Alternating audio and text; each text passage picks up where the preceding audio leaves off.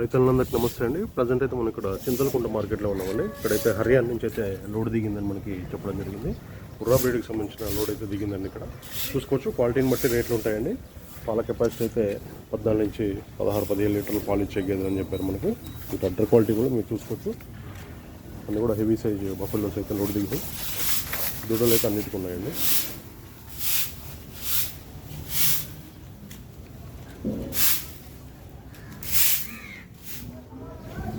ఈ వీడియో కూడా మన ఛానల్లో ఉంటుంది, చూసుకోవచ్చు మీరు.